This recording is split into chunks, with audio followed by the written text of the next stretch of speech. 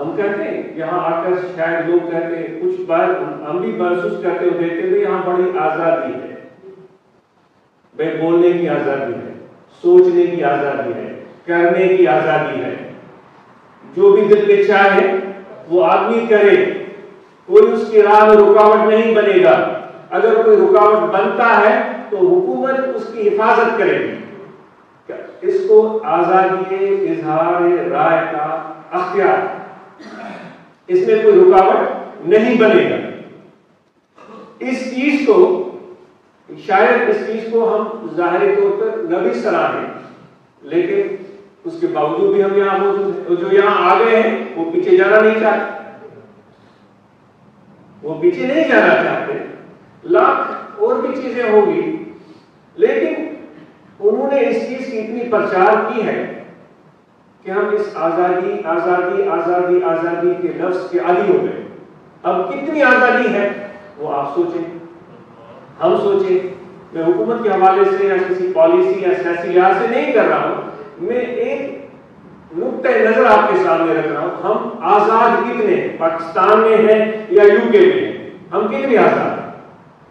ہم کتنے آزاد ہیں؟ آزادی تو بہت بڑی بات ہے۔ ہم صبح اٹھتے ہیں، سب سے پہلے تو ہم پیٹ کے غلام ہوتے ہیں، اس کو ناشتہ چاہیے، اس کے بغیر ہم کام نہیں کر سکتے۔ تو اس وقت ہم اپنے آپ کو آزاد سمجھتے ہیں، لیکن پیٹ کی غلامی میں لگے ہوئے ہوتے ہیں۔ اب کیسی آزادی؟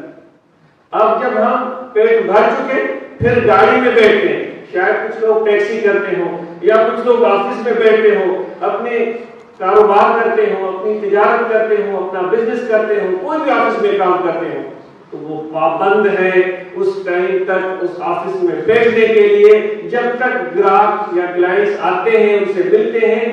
اگر نہ بھی آئے تو بھی بیٹھو، ٹیکسی والا ٹیکسی نکال کے اسٹینڈ پر کھڑا ہے، آئے کوئی نہ آئے وہ انتظار کر رہا ہے۔ یہ کیسی عادت ہے؟ اور شام کو جب ہم آتے ہیں پھر دیگر گھر کے ذمہ داریاں ہوتی ہیں، بیوی کی ذمہ داریاں، بچوں کی ذمہ داریاں۔ یعنی میں یہ کہنا چاہتا ہوں کہ انسان کو کتنی بھی آزادی آزادی کی مالا جپتا رہے لیکن آزاد ہو نہیں سکتا۔ ہم اور آپ آزاد نہیں ہو سکتے۔ ہم ہر وقت کسی نہ کسی غلامی میں لگے ہوئے ہوتے ہیں۔ ہمیں حضور علیہ السلام نے کیا بات سکھائی ہے، اس چیز کو اگر ہم ذہن میں رکھیں اور اس پر عمل کریں تو ہماری کایا پلٹ ہو جائے۔ آپ صلی اللہ علیہ وسلم آقا نامدار صلی اللہ علیہ وسلم نے ارشاد فرمایا کہ تم اپنے پیٹ کو بھی بھرو جتنی تمہیں ضرورت ہے، کھانا کھاؤ، اپنے گھر کا بھی خیال رکھو، اپنے کاروبار کو بھی چلاؤ، اپنے تجارت کو بھی چلاؤ، زراعت بھی کرو، ملازمت بھی کرو، یہ سب کام کرو، لیکن ایک چیز ذہن میں رکھو، ایک چیز ذہن میں رکھو۔ تو جو پہلے ہم نے منظر کشی کی، ہماری غلامیاں تبدیل ہو رہی تھی۔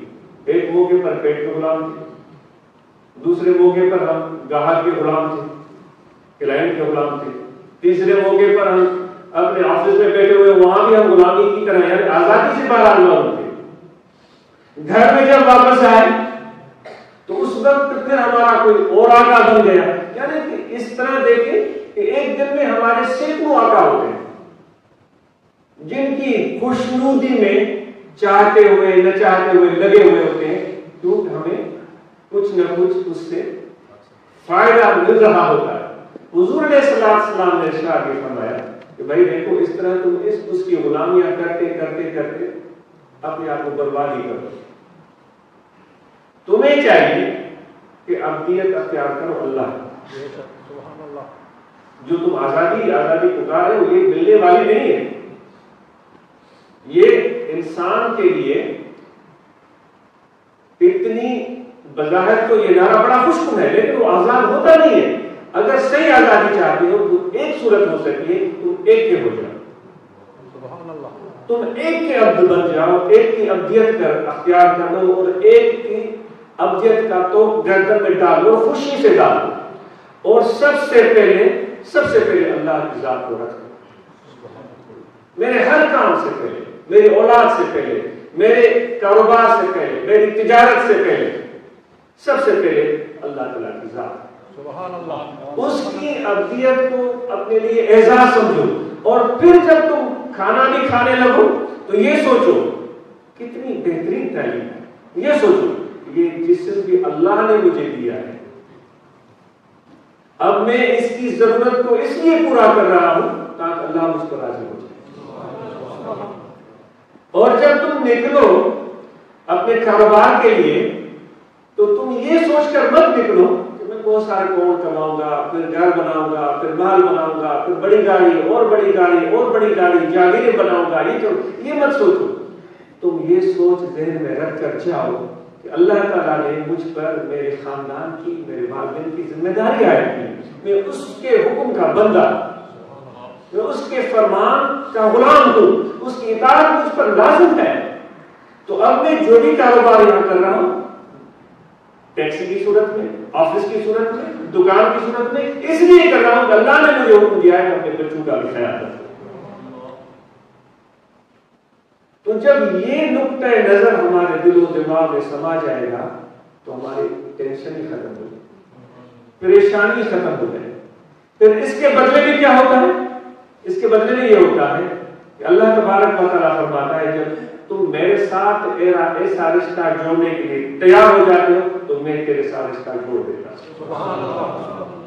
وہی بات حضور مصری رحمۃ اللہ علیہ والے رو رہے تھے، رونے والے روتے ہوئے دیکھ کر کسی نے پوچھا حضور نماز بھی پڑھتے ہیں، روزے بھی رکھتے ہیں، حج زکات سب بھی ہے، پھر بھی آپ روئے جا رہے ہیں؟